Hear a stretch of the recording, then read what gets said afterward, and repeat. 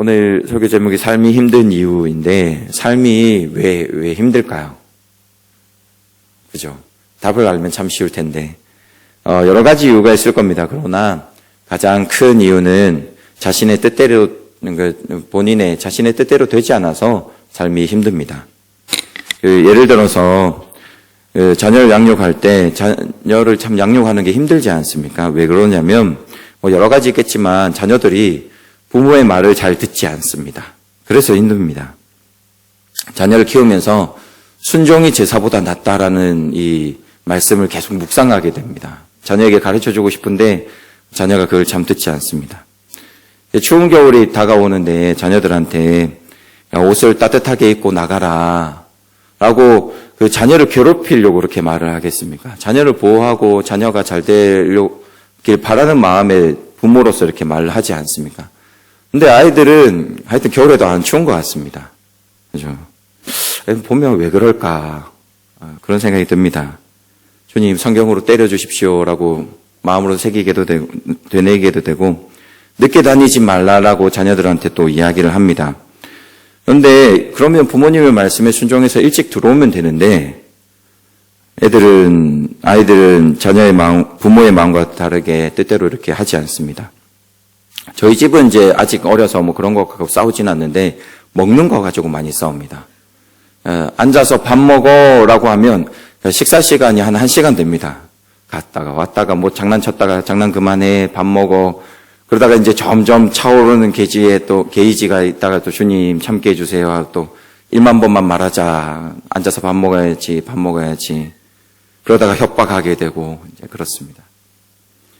삶이 힘든 이유도 이와 마찬가지입니다. 유일한 이유는 아니겠지만 큰 이유는 삶이 자신의 뜻대로 되지 않아서입니다. 건강하고 싶은데 건강하지 않고 풍족한 삶을 살고 싶은데 그렇지가 않습니다. 그러니까 사업이나 학업, 회사 생활 등 우리가 원하는 이상향들이 있습니다. 그런데 그 이상향을 이루기가 쉽지 않습니다. 그래서 힘듭니다. 그런데 이렇게 힘든 삶에서 그리스도인으로서 우리가 살펴야 되는 우리의 삶의 모습이 한 가지가 있습니다. 무엇이냐면 자신이 원하는 대로 삶을 살려고 하는 이러한 목표는 세상의 가치라는 것입니다.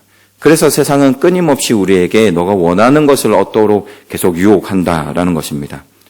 그런데 똑같이 내가 원하는 삶을 살고 있는지 아니면 우리가 그리스도인으로서 하나님께서 원하시는 삶을 살고 있는지 이것을 잘 살펴보아야 됩니다.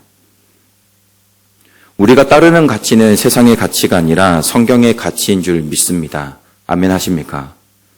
그러면 우리는 우리의 관심을 내가 원하는 삶을 사는 것이 아니라 하나님께서 무엇을 원하시는지 거기에 우리의 시선을 향해야 된다라는 것입니다.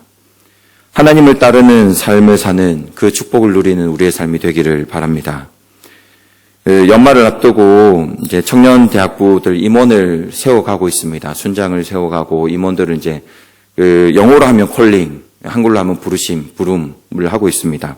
한번 내년에 임원해봐라, 내년에 순장으로 섬겨봐라, 라는 이제 이야기들을 이제 청년들한테 하면서 이야기하면서 제 안에 깨달은 것이 한 가지가 있습니다. 뭐냐면 모든 사람마다 사정이 있고 상황이 있고 다 뭔가 할 이야기들이 있다라는 겁니다. 근데 부름이 있을 때 자주 하는 얘기가 이제 생각해 보겠습니다라는 이야기를 많이 듣게 되면서 우리의 삶에도 그런 것 같습니다. 제 생각이 나쁘다라는 것을 말씀드리는 것은 아니라 오해는 하지 마시고 생각하는 것은 중요합니다. 그런데 우리가 너무 생각합니다라는 것으로 우리의 상황을 판단한다라는 것입니다. 상황을 두루 살피겠다라는 것인데 우리가 우리의 삶을 살피기 전에 우리는 먼저 기도해야 됩니다. 그게 먼저입니다. 어떠한 일에 대해서 우리가 먼저 기도하는 습관이 안 돼 있다라는 것을 좀 깨닫게 되었습니다. 청년들에게 이제 리더로 부르면서 생각하지 말고 기도해라라고 권면을 하게 되고 하나님께서 주시는 마음을 먼저 따라가라. 그리고 그 속에서 상황을 살피는 것이 옳다라는 권면을 많이 하게 되는 제 모습을 보게 되었습니다. 우리는 상황을 살피고 역사를 살피고 주변의 이야기를 듣고 해야 됩니다. 그것은 중요한 이야기입니다. 그러나 그것이 우리의 삶에서 우선순위는 아니라는 것입니다. 우리의 결정의 우선순위는 말씀이 되어야 됩니다. 하나님의 생각, 하나님의 뜻이 우리의 처음이 되어야 한다는 것입니다. 우리가 우리의 삶을 우리의 뜻대로 하려고 합니다. 이러한 세상의 가치관을 따라가지 마시기를 축복합니다. 세상을 따라 신앙도 우리가 원하는 것을 이루려고 하는 신앙의 모습이 있는데 이것이 무슨 신앙이냐면 바로 자기중심적인 신앙생활입니다. 자기중심적인 생활이란 것은 내가 원하는 삶이 있습니다. 내가 바라는 목표들이 있습니다. 가지고 싶은 것이 있습니다. 내가 성공해야 되고 내가 원하는 학업, 회사 생활, 사업, 결혼. 그래서 유복한 삶을 살아가야 하는데 그렇기 때문에 하나님이 필요한 겁니다. 이게 바로 자기중심적인 신앙생활입니다. 세상에 이것은 그러니까 세상의 영향을 받은 우리의 이제 마음인 것입니다.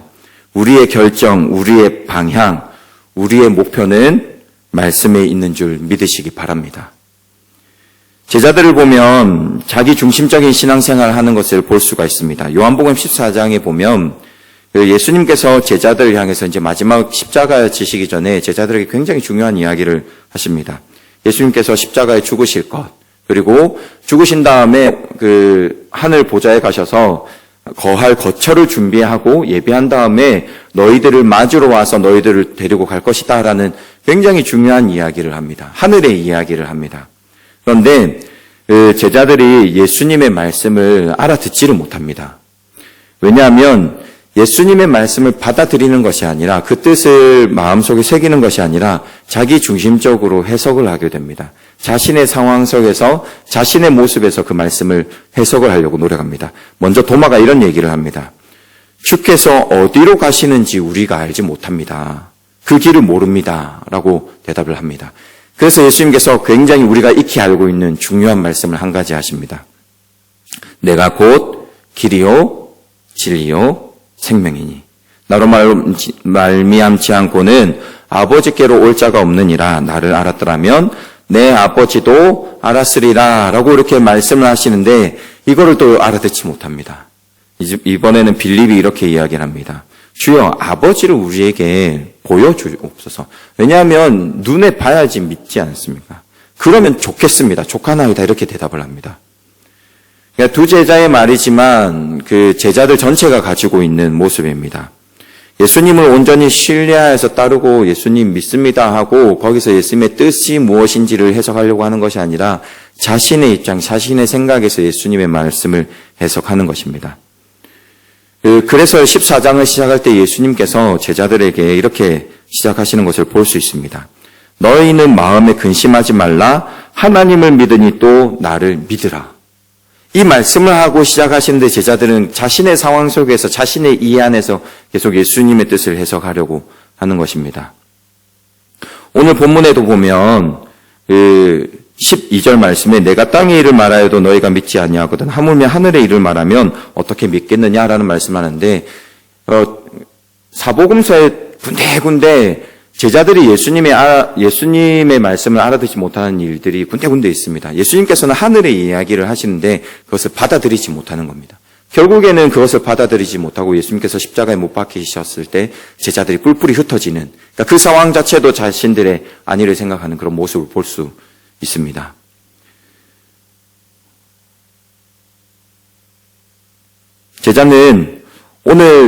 제자들은 그러한 예수님을 따르지 못하는 모습을 보이는데 오늘 본문에도 그러한 모습이 잘 나와 있습니다.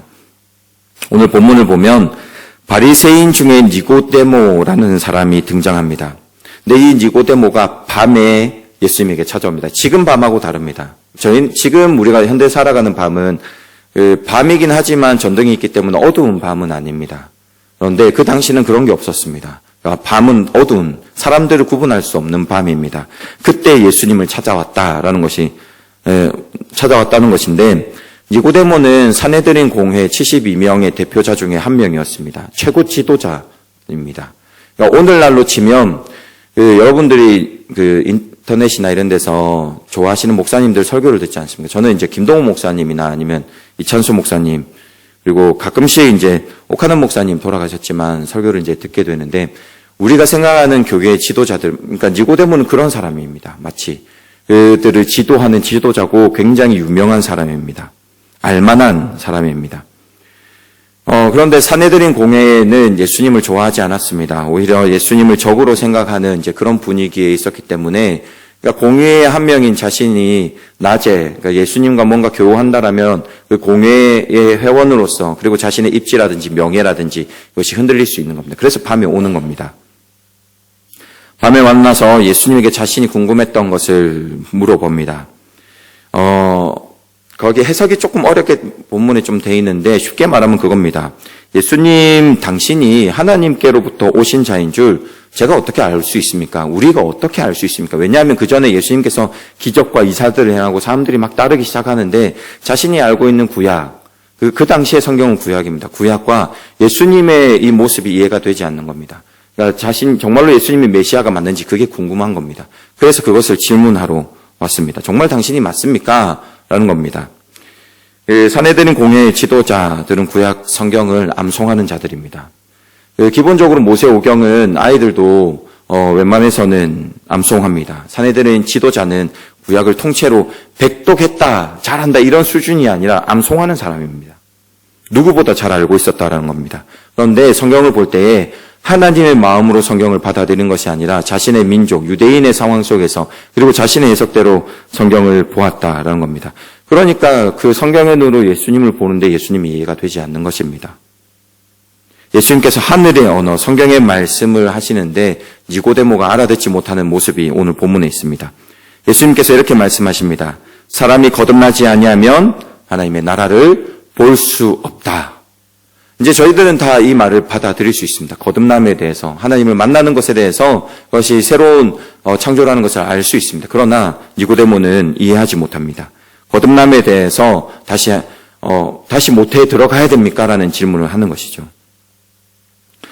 니고데모는 다른 유대인처럼 자기중심적인 신앙인이었기 때문에 예수님에 따라가는 것이 아니라 자신의 생각대로 해석하는 것입니다.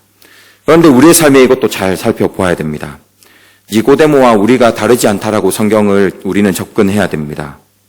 그래서 우리는 우리의 거울을 볼 때 잘 훈련되어야 되는데, 유대인이었던 니고데모가 유대인의 생각으로, 그러니까 성경을 공부했듯이 세상을 사는 우리는 세상의 눈으로 성경을 보지는 않는지 잘 살펴보아야 됩니다.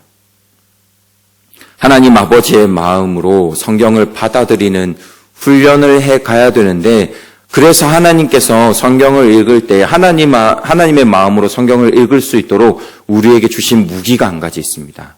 그게 뭐냐면 바로 기도입니다.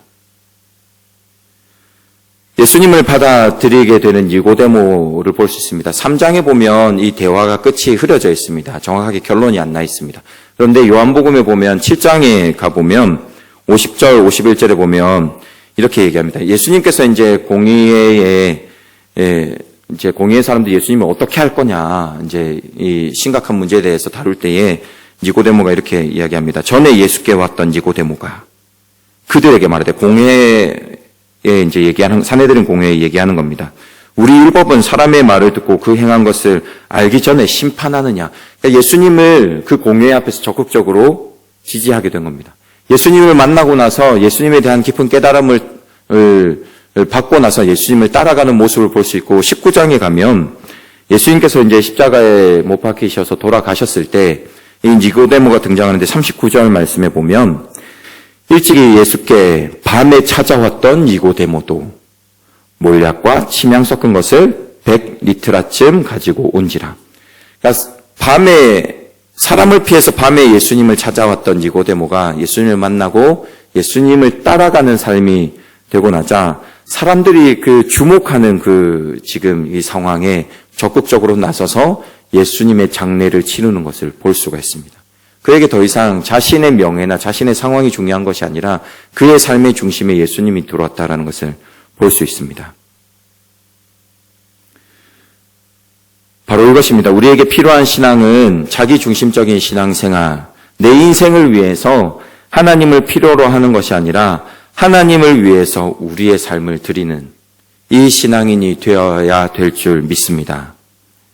내가 원하는 삶을 살기를 바라는데 그렇게 되지 않아서 인생이 힘들듯이 세상을 닮은 자기 중심적 신앙생활도 힘들 수밖에 없습니다. 왠지 아십니까? 자기 중심적 신앙생활에 하나님은 부족한 하나님이기 때문에 그렇습니다. 구약 성경을 보면 재미난 것이 있습니다. 이스라엘 백성들이 가나안에 들어와서 우상을 막 섬기지 않았습니까? 그런데 이스라엘 백성들이 우상을 섬기는 것을 몰라서 그런 게 아닙니다. 알고 있었습니다. 그런데 재미있는 거는 그들의 이스라엘 땅을 떠나는 게 출애굽기 전에 창세기 끝에부터 이루어지지 않습니까? 애굽에 가서 지내게 되는데 애굽에서는 우상을 섬기는 그런 기록들이 없습니다. 그런데 가나안에 들어가면 우상을 섬기기 시작하거든요. 신기하지 않습니까? 왜냐하면 가나안에 들어갔는데 가나안 백성들이 부러운 겁니다. 그 가나안 백성들이 가지고 있었던 것을 가지고 싶었습니다. 그래서 하나님한테 요청을 하는 겁니다. 하나님, 제 삶에 가나안 사람들이 가지고 있는 것, 제 삶에 필요합니다. 주십시오. 라고 하는데 하나님께서 그것을 주시지 않는 겁니다. 왜냐하면 하나님께서 그들에게 그것을 주시면 그들이 엇나갈 것을 알고 계시기 때문에 그렇습니다. 부모가 그렇지 않습니까? 자녀에게 좋은 것을 주지, 자녀에게 필요한 것을 주지, 자녀가 엇나갈 것을 주겠습니까? 하나님도 마찬가지입니다. 그런데 자녀들의 어리석음은 그러면 이제 부모님에게 이제 다른 생각을 한다라는 겁니다. 가나안 땅의 것들을 원했습니다. 하나님께서 그것을 주지 않았습니다. 자기 중심적인 생활에서는, 신앙에서는 그래서 하나님이 부족한 하나님입니다. 우리는 세상의 가치에서 벗어나서 성경의 가르침으로 넘어가야 됩니다. 어떻게 변화할 수 있는가? 바로 주신 무기가 기도인데, 내려놓는 기도와 도움의 기도를 잘 해야 됩니다. 저를 한번 따라해 주시겠습니까? 우리가 갱상도 사람 아닙니까? 경상도 아닙니다. 갱상도입니다. 그죠? 저를 한번 따라해 주십시오. 내도 기도한다. 내도 기도한다. 내가 내려놓는 기도. 도움을 요청하는 기도. 내도 기도한다. 내려놓는 기도와 도움을 요청하는 기도를 해야 됩니다. 제가 만든 용어인데 잘 만들지 않았습니까? 나중에 나가실 때 생각나시면 칭찬해 주시면. 대학청년부 찬양팀하고 지금 이제 훈련하는 것이 한 가지가 있는데, 보통 이제 토요일 날 찬양팀들이 한 2시간, 많게는 3시간도 연습을 합니다. 열심히 이제 연습을 하는 거죠. 그리고 나서 주일에, 모든 찬양팀들이 아마 대부분 그럴 겁니다. 주일에 이제 예배 드리기 직전에 또 한번 마지막으로 맞춰봅니다. 더 연주를 해야 될 부분, 강조해야 될 부분들을 연습을 합니다. 근데 실력이 있는 것은 물론 좋습니다. 그런데 어느 날 제 마음에 그런 생각이 들더라고요. 물론 연습이 잘 되고 잘 연주하는 것도 중요하지만 우리가 세상의 밴드이기 이전에 하나님의 밴드이지 않습니까? 그래서 기도하는 연습을 시켰습니다. 지금은 이제 5분, 그러니까 말씀 전에 연습을 하는 게 아니라 모여서 기도하자라고 해서 5분, 10분, 지금은 이제 저번 주에는 이제 20분까지 이제 기도했습니다. 20분 기도하는 게 쉽지 않습니다. 청년들에게 있어서. 찬양팀이라면 기도가 우선입니다. 근데 세상에서 보면 밴드라는 것이 잘 맞추고 잘 연주하고 잘 보여야 되지 않습니까? 근데 어느 순간 그 찬양팀이 그것을 따라간다라는 생각이 들었습니다. 그래서 둘 다 중요하지만 우선순위는 먼저 하나님의 밴드로서 어떤 하나님을 찬양할 것인지, 그래서 하나님께 도움을 요청해야 되지 않습니까? 그래서 우리의 실력을 내려놓고 하나님께 도움을 요청하는, 내려놓는 기도, 도움을 요청하는 기도, 내도 기도를 이제 20분씩 합니다. 처음에는 이제 청년들이 되게 불안해했습니다. 안 맞춰보고 이제 찬양을 하면 실수할 수 있지 않습니까? 그러니까 어색한 순간들이 생길 수 있지 않습니까? 저도 사실 그랬습니다. 불안했습니다. 근데 악기랑도 맞춰봐야 되고, 싱어랑도 맞춰봐야 되고, 물론 그것도 소중한 일이지만, 그 전에, 그런 불안감 전에 우리는 어떤 하나님에 대한, 그러니까 하나님을 믿는 담대함으로 나아가야 되려면 기도가 필요하다라는 생각을 했습니다. 우리의 삶도 마찬가지입니다. 삶이 힘드십니까? 삶이 답답하십니까? 마음처럼 되지 않아서 정말로 세상 말로 미치고 팔짝 뛸 것 같은 일들이 있으십니까? 이것은 하나님께서 여러분들을 기도의 자리로 나오라고 초청하시는 자리입니다. 상황이 힘드시면 나와서 기도하십시오. 사인을 주시는 겁니다. 삶을 내게 내려놓으라. 내게 답이 있으니 내게 나아오라. 내가 너와 함께 하겠다. 임마누엘 하나님이시지 않으십니까? 하나님께서 우리를 기도의 자리로 초청하시는 것입니다. 삶을 고민하지 마시고 삶을 위해 하나님께 기도하십시오. 우리가 원하는 방향이 아닐 수 있습니다. 하나님을 따르는 길은 우리가 생각하는 길이 아닐 수 있습니다. 그러나 분명한 것은 하나님께서 인도하실 것이다 라는 것입니다. 간증 한 가지만 하고 말씀을 마치겠습니다. 전도사 시절에 되게 힘들 때가 있었습니다. 그러니까 재정적으로 어려울 때가 있었는데 저희 집안도 도움이 안 되고 도움을 줄 수 있는 상황이 아니고 저희 상황도 굉장히 힘들었던 상황이 있습니다. 근데 그 시절을 지나면서 느낀 것은 뭐냐면 지금 그 시절을 지나면서 굉장히 울면서 기도 많이 하고 했는데 느낀 것은 한 가지가 지금 그 시절을 통하면서 제게 있어서는 재정에 대한 두려움은 없습니다. 그러니까 삶에 어떠한 그 삶에 다 굴곡이 있지 않습니까? 그런데 거기에 대한 두려움은 없습니다. 하나님께서 내 삶을 인도해 주신다라는 믿음이 한 가지 생겼습니다. 특히 재정에 있어서는 그렇습니다. 하나님께서 그러니까 그 재정이 없는 상황을 없애주신 것이 아니라 하나님을 바라보고 하나님을 믿고 따라가는 상황을 주시는 것을 느끼게 됩니다. 세상을 두려워하지 마십시오. 별거 아닙니다. 우리 하나님은 위대하십니다. 믿으십니까? 그 하나님이 우리의 하나님이고 우리의 아버지이십니다. 그 하나님께 기도하는 지금 이 시간이 되기를 축복합니다.